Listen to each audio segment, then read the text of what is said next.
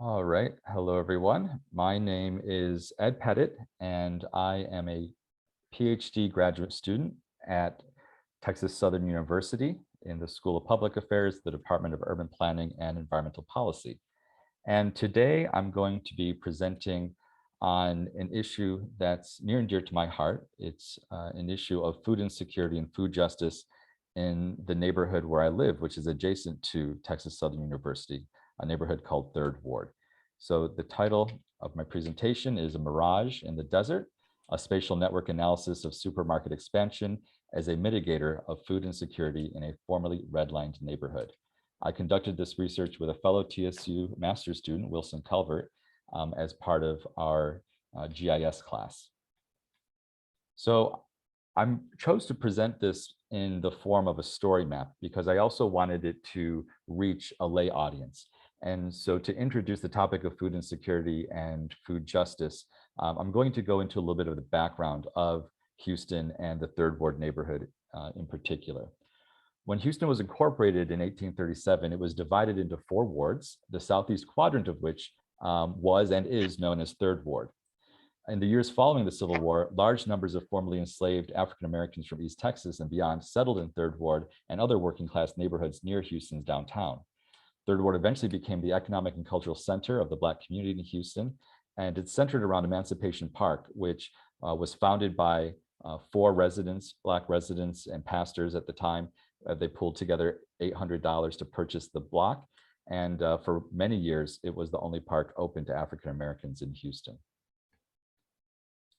Despite being home to a number of prominent African American leaders and one of the largest historically Black colleges and universities, HBCUs, Texas Southern University, Third Ward has suffered from a history of disinvestment and environmental injustice.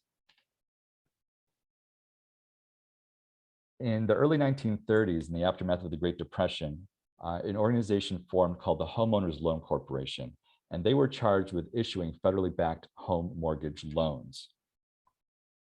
Polk appraisers created residential security maps for hundreds of US cities, including Houston, and they rated the investment potentials of each neighborhood on a scale. You can see here, A, best, with a green color, B, still desirable, blue color, C, definite declining, yellow, and then D, hazardous. So neighborhoods that were predominantly consisting of Blacks, Hispanics, or foreign-born immigrants were given a D rating and outlined in red, as you can see in this map of Houston. And so this practice became known as redlining. And again, this happened in cities all across the US. Around the same time, many neighborhoods enacted deed restrictions that prevented non-white residents from moving to or purchasing property within their boundaries. As you can see from this snapshot of a deed restriction, the original wording said the premises herein described shall never be sold, conveyed, or demised to any person except of the Caucasian race. And this is actually pulled from a deed restriction of a neighborhood in Houston. The red line section of Third Ward specifically was bounded by Dowling Street, which is now known as Emancipation Avenue, and Hutchins Street to the west, Leland Street to the north, St. Bernard Street, now known as Cullen Boulevard, to the east, and Alabama Street to the south. And one of the things that's interesting to note here, if you look in the lower left-hand corner, Alabama Street forms a very sharp border between the red rating, the D rating, and the green rating, the A rating. So the reason for that is that the neighborhood south of Alabama was deed restricted to whites only. And so that also shows why this was race motivated, because it wasn't a gradual scale from, from a D rating to a C rating, B rating, up to an A rating, like if you were looking at, for example, infrastructure as the primary cause. But when you have one street where one side is a red line and the other side is green line based on race and based on those deed restrictions, you can see that race was the primary motivating factor. Historically, Third Ward was home to a variety of corner grocery markets, many of which had full deli and produce sections. But many of these businesses disappeared when their owners and wealthier upper middle class customers left the neighborhood following desegregation to access the better schools, infrastructure, and economic opportunities of the suburbs. Then you also had the use of eminent domain to demolish large swaths of the neighborhood during urban renewal to get rid of what was termed as blight, and then also to expand the interstate highway system. And this hastened the exodus of residents and businesses from Third Ward. And then on top of that, you had the crack epidemic of the 1980s that decimated the community, and just an overall disinvestment of city resources, public resources that were really channeled to the highways and the suburbs, and making sure that the residents from the suburbs had easy access to downtown, bypassing these inner city neighborhoods like Third Ward.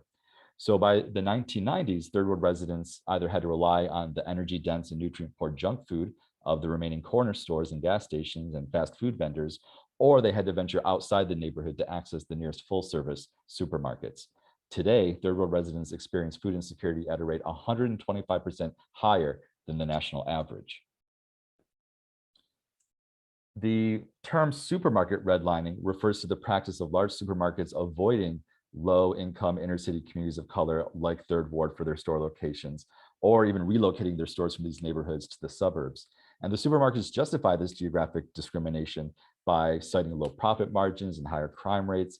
But really, this is a form of redlining that is today technically legal.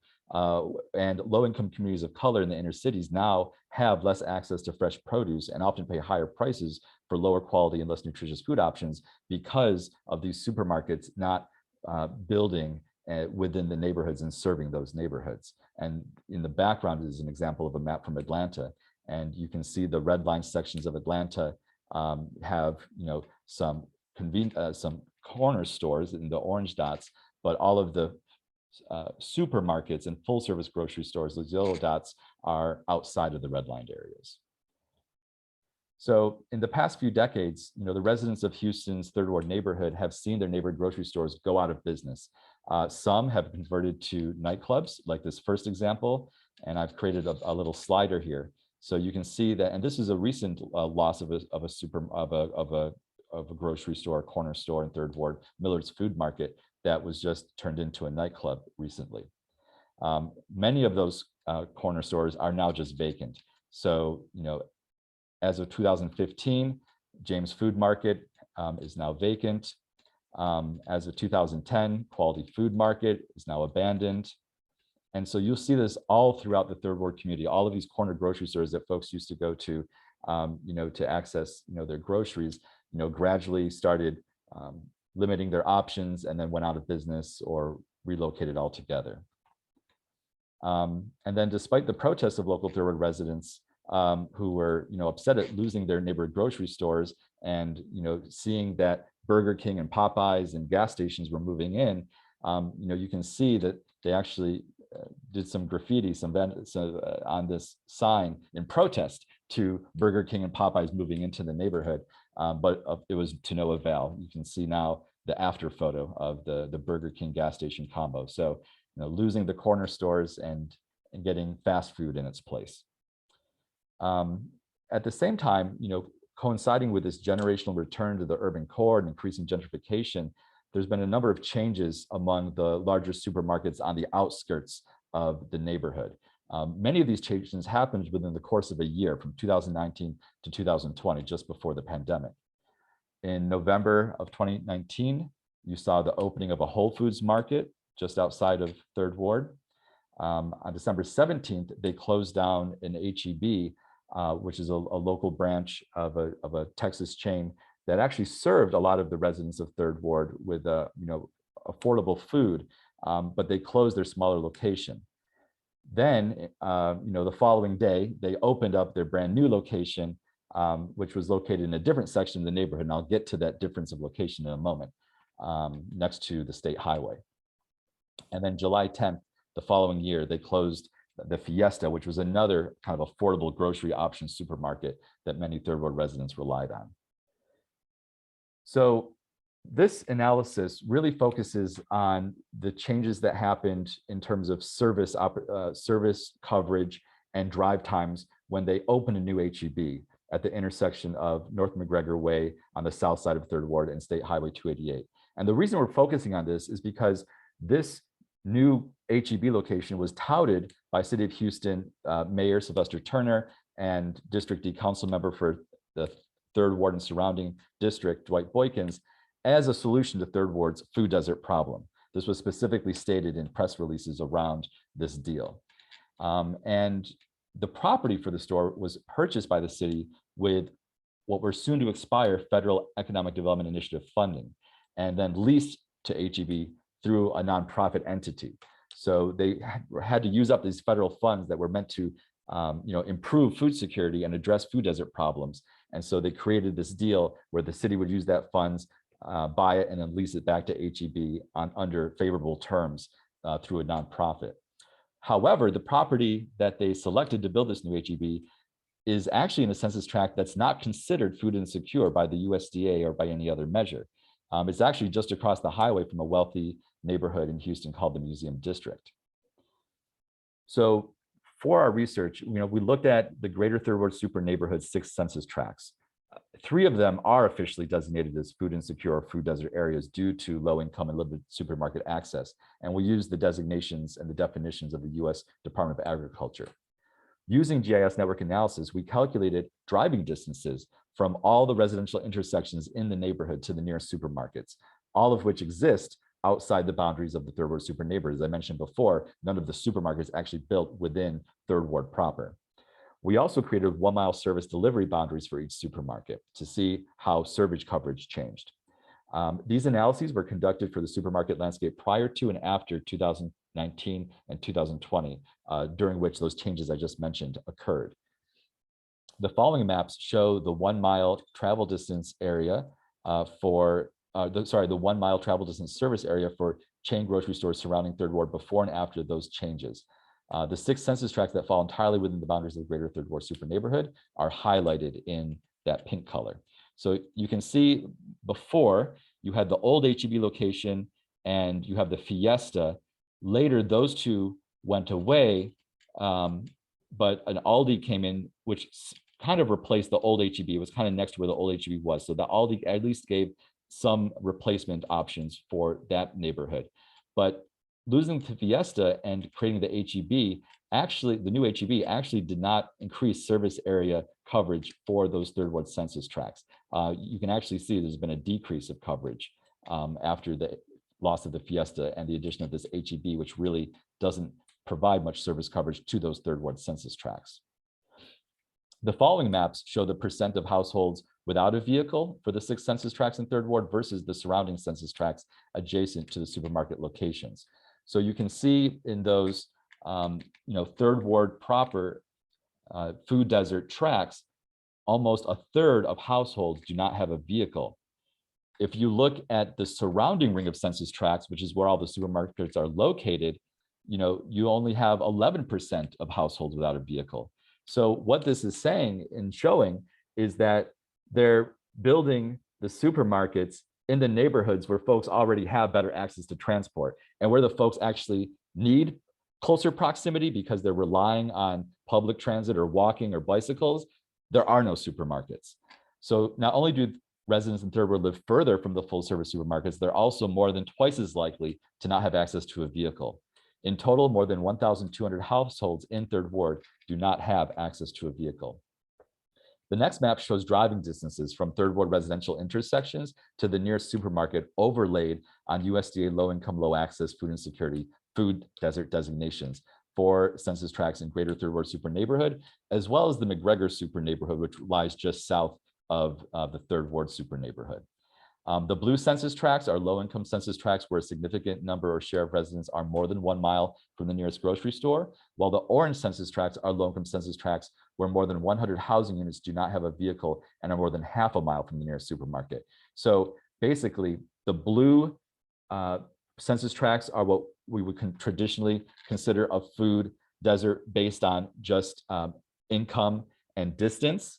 And the orange census tracts are considered a food desert if you add the fact that they don't have access to a vehicle. So it's kind of 2 different varying definitions of a food desert. But if you look at, and in terms of the dots, that was based on our spatial network analysis. So the green dots signify travel distance of less than 1 mile from the nearest supermarket. The yellow dots signify travel distance between 1 and 1.5 miles from the nearest supermarket, and the red dots signify travel distances of 1.5 miles or more from the nearest supermarket. So the red dots, they're living further away in terms of driving distance from a supermarket. And we're actually using this as a proxy. It's difficult to do the network analysis with public transit options, but it's basically showing, by way of road, whether you're taking vehicle or public transit, those red dots either way are going to be further from the nearest grocery store. So let's look at the before and after of those changes I mentioned. So in the before, you have the Fiesta and the old HEB location. Then when they built the new HEB, which was supposed to solve the food desert problem, you actually see that core area of the food desert actually got worse. This blue food desert census tracts and the orange ones have more red dots now than they did before. The supermarket, the new HEB did help a few of the households along the bottom blue census tract. Some of those red dots did turn to green.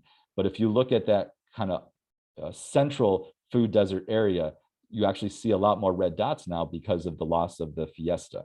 So the new McGregor HB location primarily improved access to food in census tracts not designated as food deserts. So those census tracts right there by that new HEB, were not considered a food desert, either by income and proximity or by lack of access to a vehicle. That's why it's not in blue or orange. So all those green dots you see right there by that new HEB, that was not a food desert census tract. Most intersections in the food deserts saw their status remain as yellow or red, and some actually shifted to red and suffered worsened travel distance due to that loss of the Fiesta. The next map shows the travel distances before and after, just looking specifically at the third ward census tract boundaries, because again, when they justified the construction of this new HEB, they said it was specifically helping third ward residents, and it was specifically solving the food desert situation in third ward. So here's the before, and here's the after. You see all these green dots, are not in the third ward, the 6th third ward census tracts. All those green dots are in the McGregor area and along the highway next to the museum district. So it doesn't match up to what they were saying to justify those federal tax dollars being used to lease the property to HEB. Not only did the new HEB fail to improve travel distances for residents in third ward, some of their travel distances actually worsened. The following map shows the travel distances before and after 2019-2020 overlaid on the boundaries of the 1930s Polk residential security map. So this also is very interesting. Both before and after the changes in 2019-2020, residents in the formerly redlined section of third ward experienced longer travel distances to the nearest supermarket. Though travel distances improved in the non-redlined section of third ward, you can see that green line section, they have more green dots now. Even though the travel distances improved in the green line section of the neighborhood, since the addition of the new McGregor HEB, overall travel distances in the red line section worsened because we also lost that Fiesta. The new HEB didn't reach those food desert redlined neighborhoods. And in fact, with the loss of Fiesta, the situation actually got worse. So now let's look more at the Fiesta. So the Fiesta grocery store was owned by Rice Management Company, which is the investment arm of Rice University. They spend the Rice endowment to get a return on investment through property acquisitions and other real estate transactions.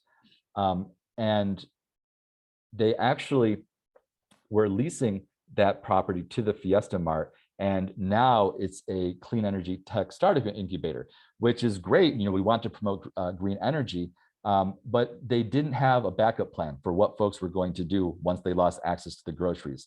So it's great that we're working now to solve climate issues and bring in folks to do startups.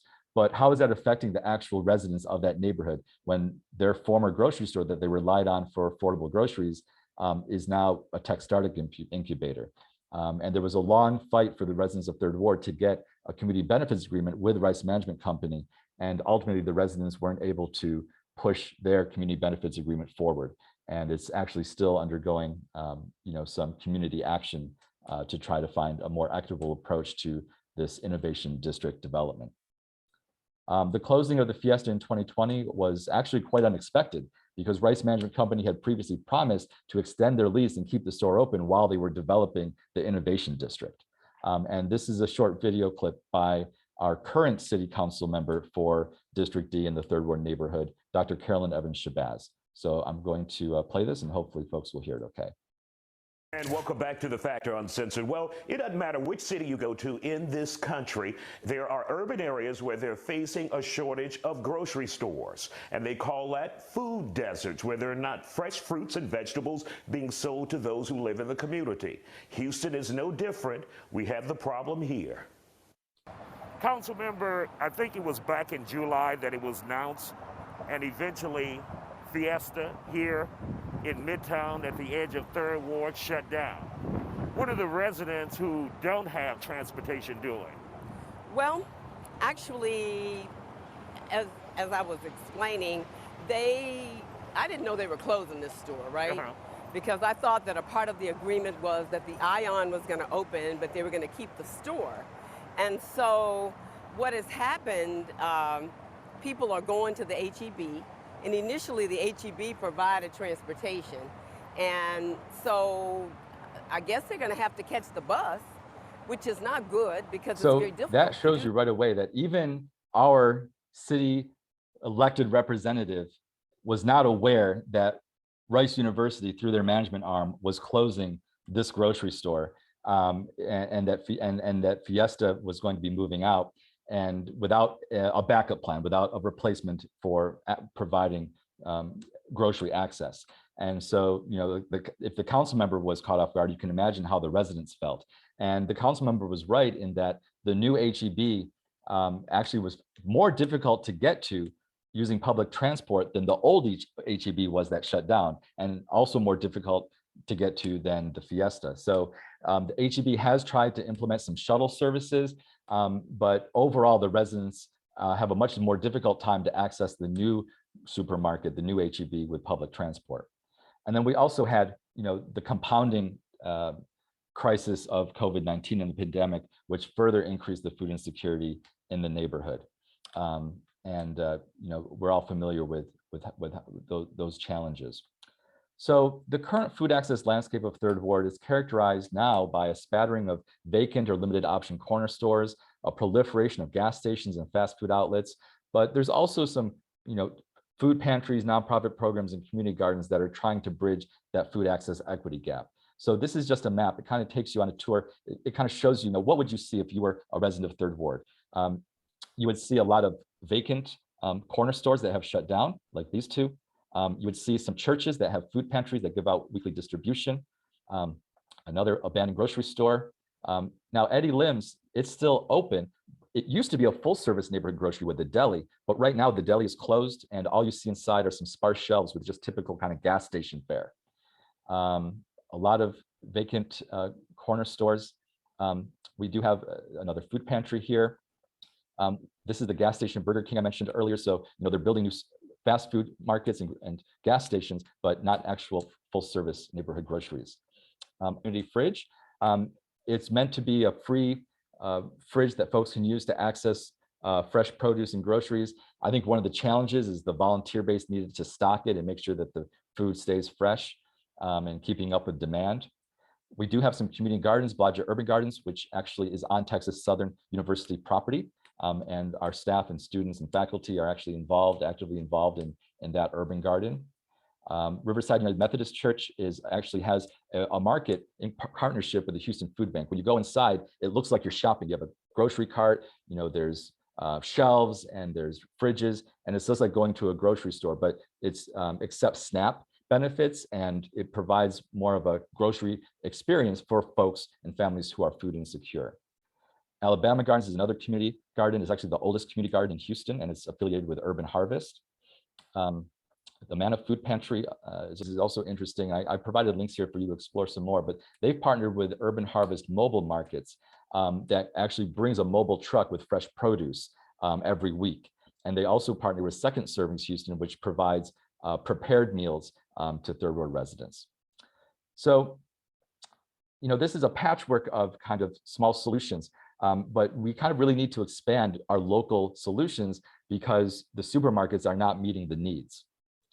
Our spatial analysis found that drive times and service area coverage in Third Ward were not improved by the recent addition of new chain supermarkets on the outskirts of the neighborhood, and any potential gains were actually offset by the closing of more affordable supermarkets closer to the food insecure census tracts.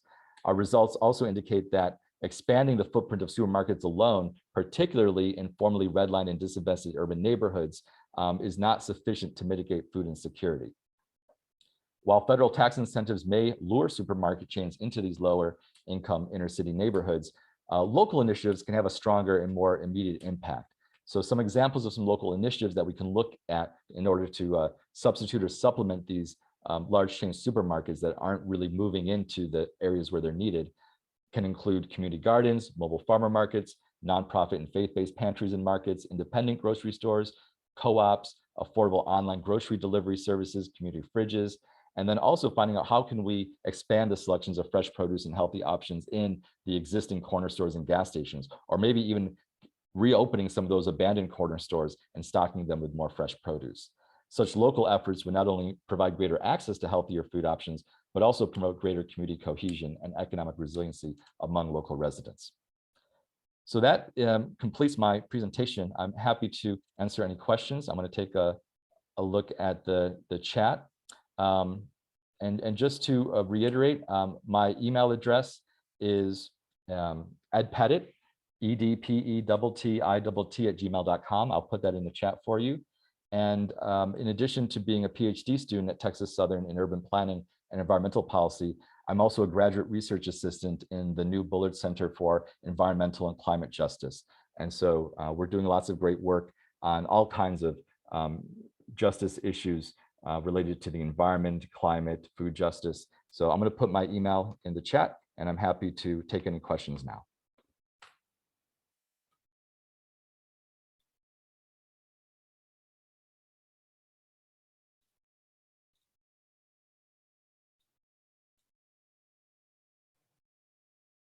Hi, Ed. Can you hear me? Yes.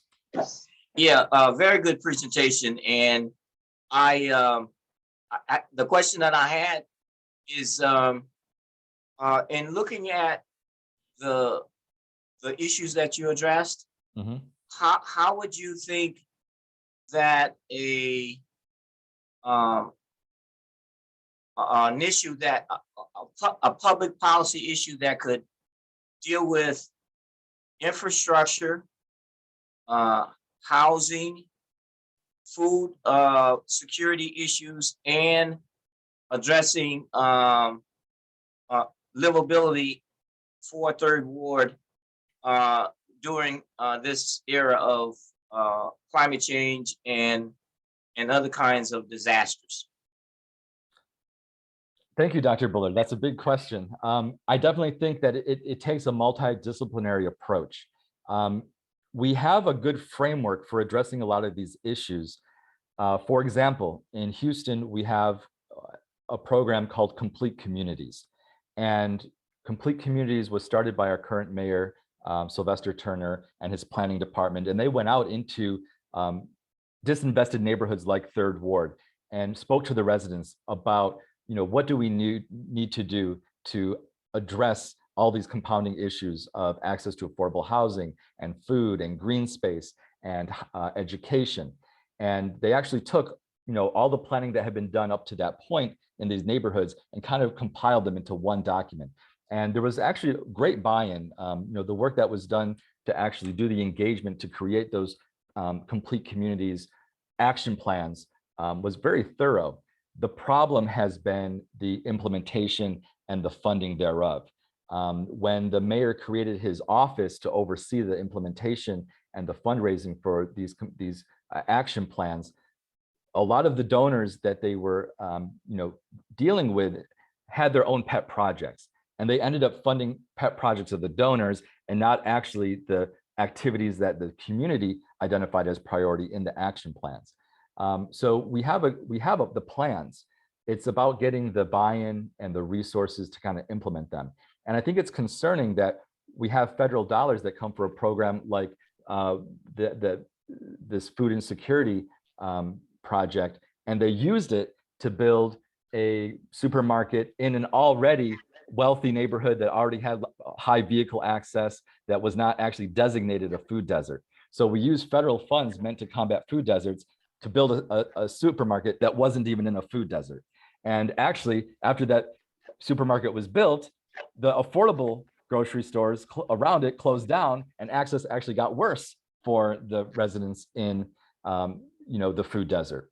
So I think we also need to look more closely at community benefits agreements. Even though the community, through their Houston Coalition for Equitable Development Without Displacement wasn't ultimately successful in getting a full community benefits agreement with Rice Management Company, the city was pressured to negotiate kind of a more limited one. And actually, if it wasn't for the efforts of the Third Ward residents in pushing for that CBA, most of the folks on city council wouldn't even know to this day what a CBA was. So they've started that conversation. And maybe we'll get to the point like in Detroit where they actually have a community benefits ordinance where large projects like an innovation district above a certain investment number actually need to meet with the community and negotiate a community benefits agreement before those plans are approved by city council and the planning commission. Because we're seeing lots of investment in the neighborhood that's helping the folks moving in and attracting tech workers, but we're not seeing investments that actually balance the benefits and burdens, and looking at the burdens that's being placed on the existing residents, and making sure that the benefits are spread out to also include those folks that have lived there all throughout the era of disinvestment. So I think we need to look seriously at the plans that are in place and how to achieve them. We have over 500 lots earmarked for affordable housing that have been purchased through our TERS, our Tax Increment Reinvestment Zone, which in other cities is called a TIF. But unfortunately, due to kind of bureaucratic incompetency, or whatever you want to call it, some call it corruption, most of those 500 lots 20 years later are still empty. And they should be built up with affordable housing. And instead, the money's been spent on lots of other things. So it's frustrating in Houston because we actually have a lot of good things in place. We have the plans, we have the lots that are acquired, we have investment coming in, but we're still seeing that imbalance of benefits and burdens. And we really need to make sure that folks understand how this money is being spent, by whom and for whom. Yeah, just to follow up and quickly, I serve on the White House Environmental Justice Advisory Council, and that council has been looking at Justice 40 that the administration is pushing forward to send 40% of the benefits from transitioning to clean energy economy to disadvantaged communities. And then the other program is the Bipartisan Infrastructure Act, $1.2 trillion that's going to get sent out. And hopefully there will be an equity lens that will be used to direct funds. How do you see Justice 40 and the Bipartisan Infrastructure Act in terms of funding being using an equity lens to direct monies to places like a Third Ward? Right. So I think what I'm scrolling back to talk to show a little bit, how this project was justified for this grocery store. So, this is a good kind of cautionary tale, I think, for folks who are considering Justice 40 funding, because this supermarket was built with Economic Development Initiative funding meant to combat food deserts and meant to be applied with an equity lens. And yet the politicians were able to kind of get around it and ended up building the supermarket in a non-food desert census tract. So I think what that tells us is that we actually need to have research and tools that can really make sure that this funding is going to the neighborhoods that need it most, that they're providing benefit to the neighborhoods that need it most, and that they're not having any kind of adverse impacts. Because when they built the new HEB, they decommissioned a smaller HEB, which actually was closer to the folks that needed it. So, it wasn't all just a benefit. There were some negative impacts as well. So we need to make sure that we're looking at potential negative impacts of the Justice 40 investments. We need to make sure that we have some kind of tool. I know that there's a GIS, environmental justice screening tool that's under development. I think it's important to have that in place, because otherwise you'll have politicians justifying it based on their own, words, which in this case were hollow words. When they said they were solving the food desert in Third Ward, they weren't. And the GIS analysis showed that they weren't. So we need to be making sure that we have research-based tools that are making sure that the funding is going to assist the neighborhoods that actually need it. Thank you. You're welcome. Any other last-minute questions before we wrap up? Well, thank you, everyone. My email is in the chat. I'm happy to answer any follow-up questions over email. And I'm also happy to provide the recording once I receive it. Thank you, everyone, and enjoy the rest of your weekend. Bye-bye.